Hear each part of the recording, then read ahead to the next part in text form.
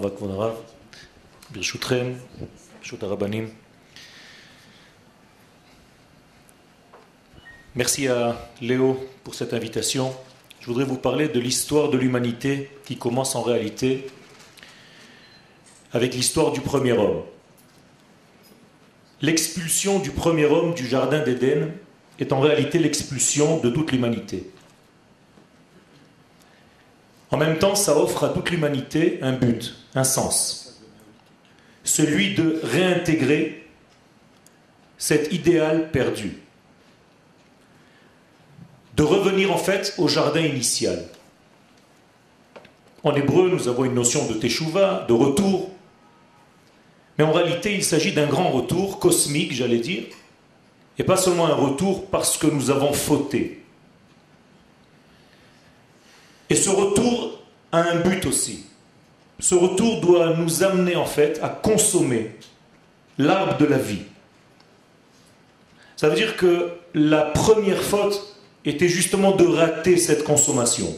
Nous avons consommé l'arbre de la connaissance du bien-mal, alors que nous devions auparavant, bien entendu par le premier homme, qui représentait l'humanité tout entière, consommer de l'arbre de la vie, avant de consommer de l'arbre de la connaissance. Cette erreur doit donc être corrigée. Cependant, le monde a oublié le sens de ce retour au jardin. C'est-à-dire que le souvenir de ce que représente l'Éden, l'essence, l'idéal, a été affaibli durant l'histoire. Et là, l'Éternel, béni soit-il, a gardé, a observé, a conservé une nation qui fut créée en réalité avec cette mémoire.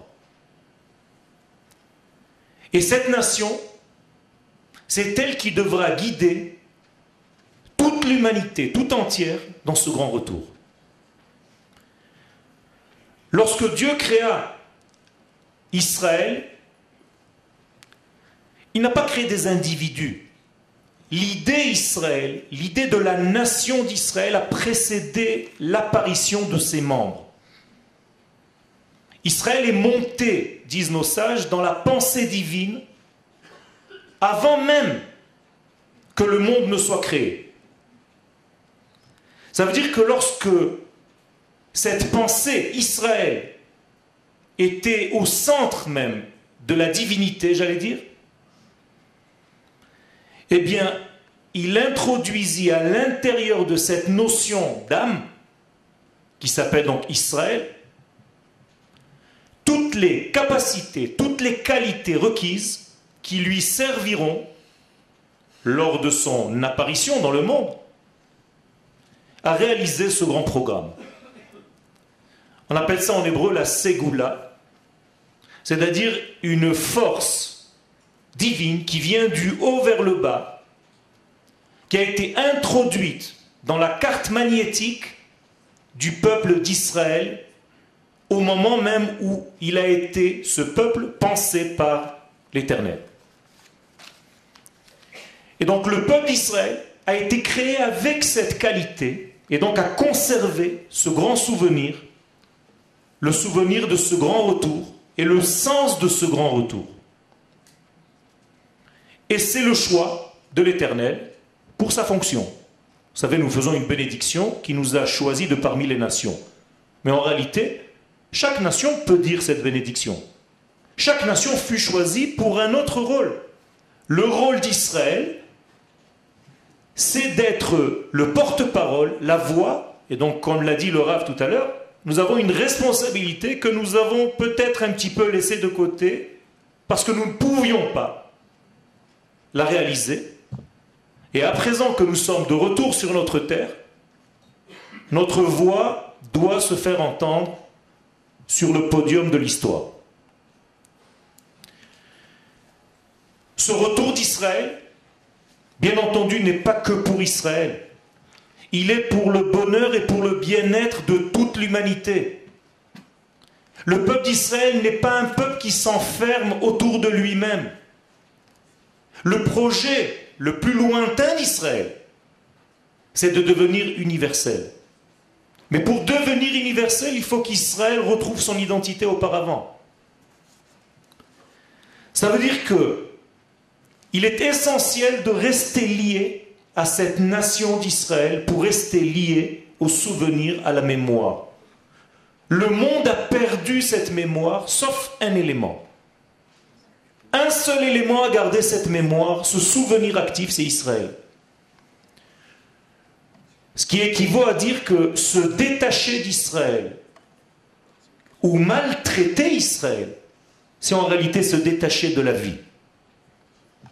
Nier le choix divin de ce peuple, de cette nation, c'est tout simplement se retourner contre la vie. Pas moins. L'éternité a choisi donc son vecteur, Israël, afin de dévoiler cet infini sur la terre. Et donc la reconnaissance de ce choix divin, le respect d'Israël, c'est en réalité le respect de Dieu. Les nations qui ne respectent pas Israël, qui veulent court-circuiter Israël pour arriver à Dieu, ne peuvent pas réaliser cette chose-là. C'est impossible. Il y a un trait d'union entre le ciel et la terre, et ce trait d'union s'appelle Israël. Israël est donc le souvenir actif de ce retour vers les vraies valeurs. Quand je dis retour vers l'Éden, bien entendu, je ne veux pas parler d'un jardin. Je veux parler des valeurs divines, des qualités divines, de l'essence divine, des valeurs divines, de la morale divine qui doit se dévoiler sur la terre. Et c'est comme ça qu'il faut comprendre la demande de l'Éternel à Abraham Avinu, notre père Abraham. L'Éternel dit à Abraham de commencer à marcher, en réalité de commencer cette démarche. Vers qui? Vers ses retrouvailles d'identité. Il faut que Abraham commence à faire venir, sous forme humaine, cette pensée divine qui a été pensée avant même que le monde ne soit créé. Il faut que ça s'habille dans des hommes. Eh bien, ces hommes vont venir, vont naître, et le premier homme qui va diriger ce retour, c'est Abraham. Ce Lech Lecha, cette marche d'Abraham représente en réalité la marche d'Israël tout entière vers ce jardin.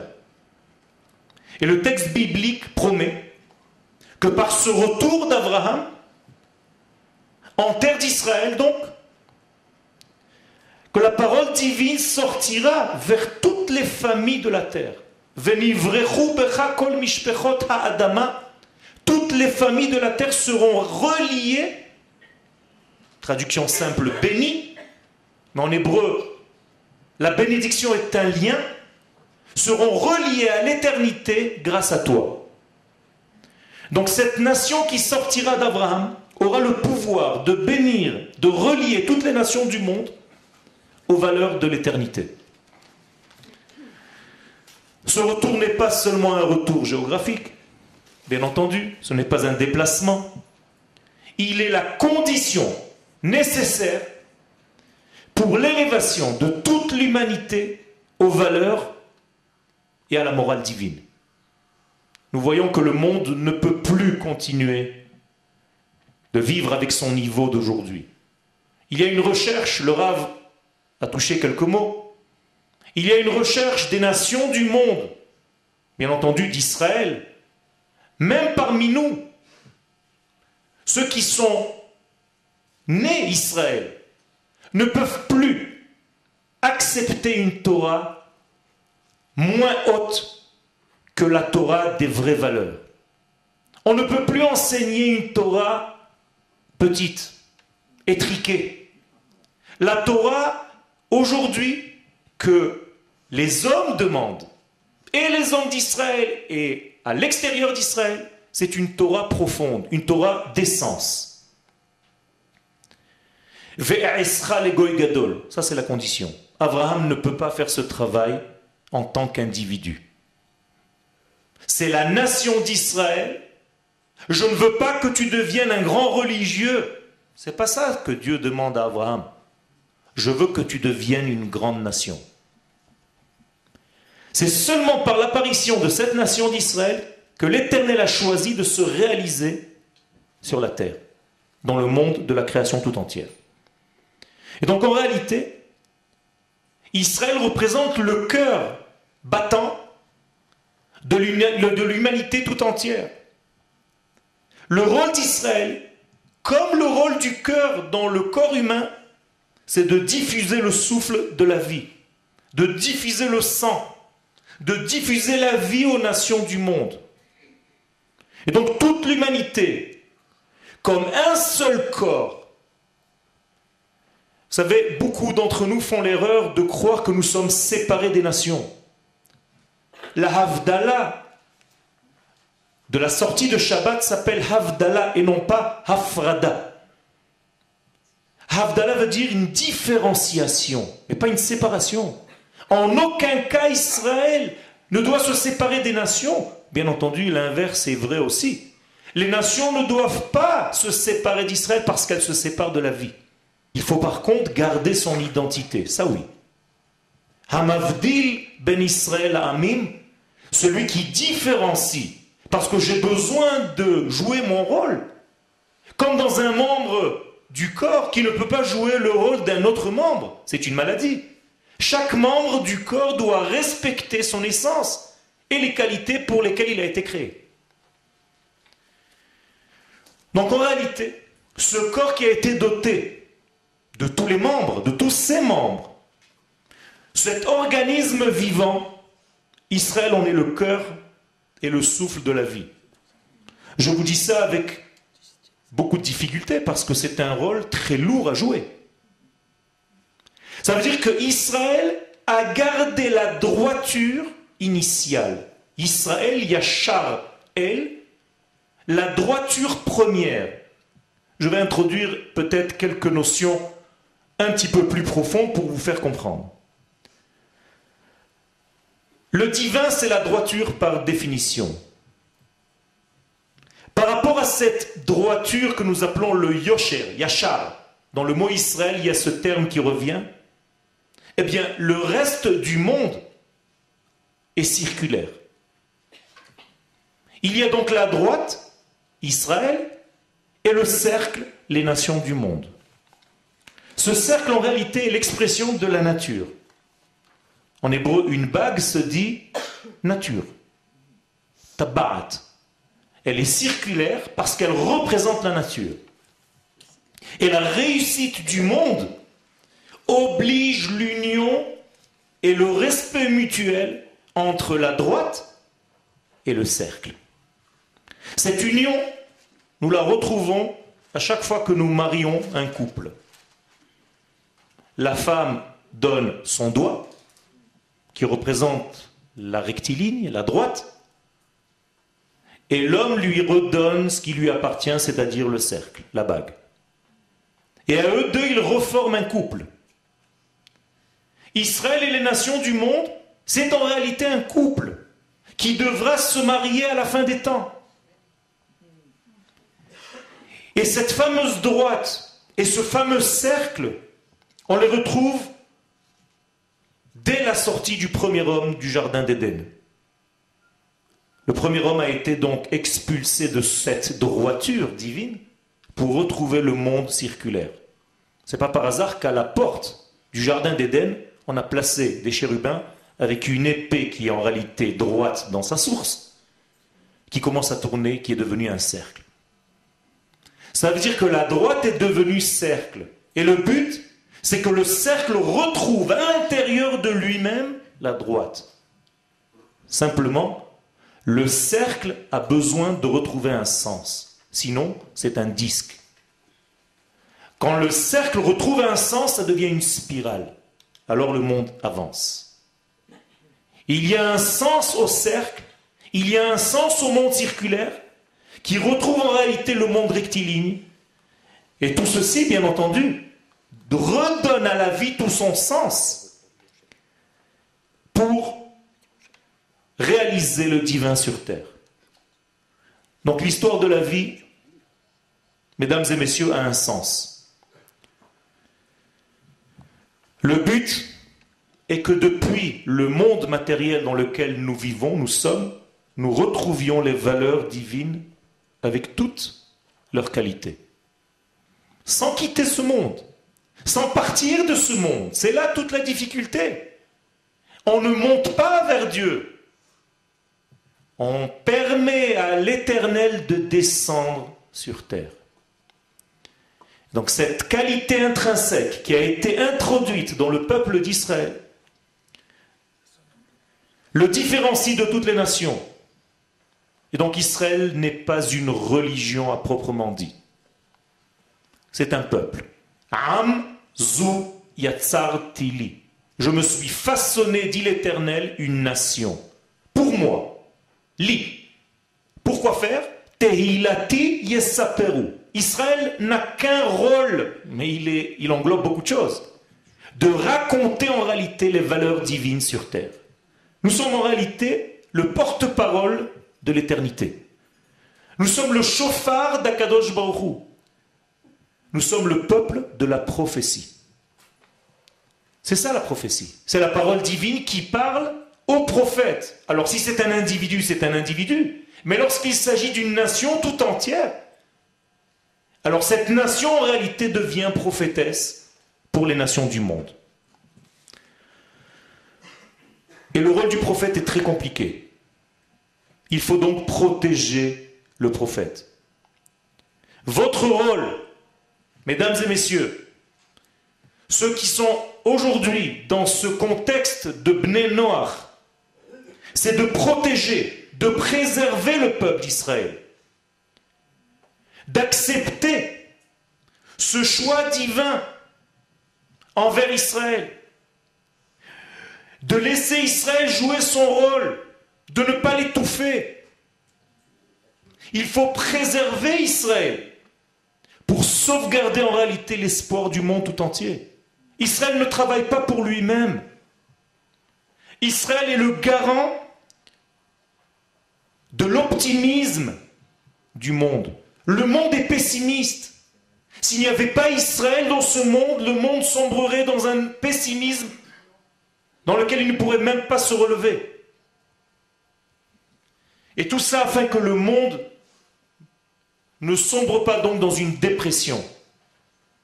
Aider Israël dans son parcours, c'est en réalité aider l'Éternel à descendre sur terre.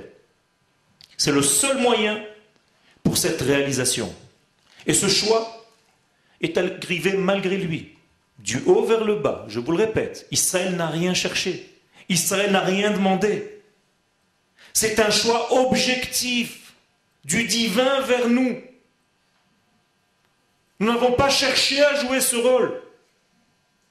Ce n'est pas subjectif. Nous n'avons pas créé une religion qui cherche Dieu. Dieu nous a trouvés. C'est autre chose. Israël fut créé avec cette relation-là, avec ce rôle qui est très complexe, comme j'ai dit tout à l'heure, et lourd de responsabilité. Et on ne peut pas y échapper. Si bien que toutes les tentatives de remplacer Israël par quelqu'un d'autre est vouée à l'échec. Cela ne fait pas retarder, cela ne peut que retarder le processus, mais ne pas l'effacer. Et ce retard, malheureusement pour tout le monde, est jonché de souffrance. Qu'on ne comprend pas le rôle d'Israël et le rôle des nations par rapport à Israël, et le rôle d'Israël par rapport aux nations, tout le monde souffre. Ce choix divin, que seul Israël remplisse ce rôle de vecteur entre l'infini et le fini, est un axiome de base qu'il faut respecter. Et ça ne laisse pas la place à une autre alternative.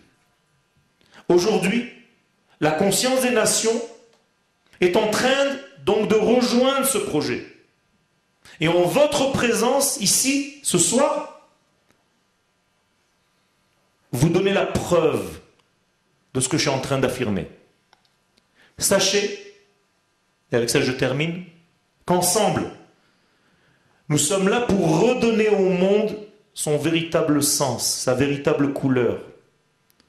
Ensemble, nous représentons en réalité cet organisme vivant. Nous sommes certes différents les uns des autres, mais c'est obligatoire. On ne peut pas tous jouer le même rôle. Qui accepte enfin de réaliser le but même de toute cette belle création. Je nous souhaite à tous une réussite, que nous sachions garder notre sens. Israël doit jouer le rôle donc de la droiture et les nations du monde doivent compléter pour être le corps d'Israël en quelque sorte, comme l'homme et la femme dans un mariage.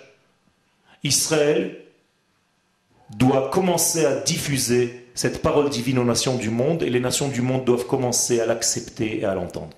Merci.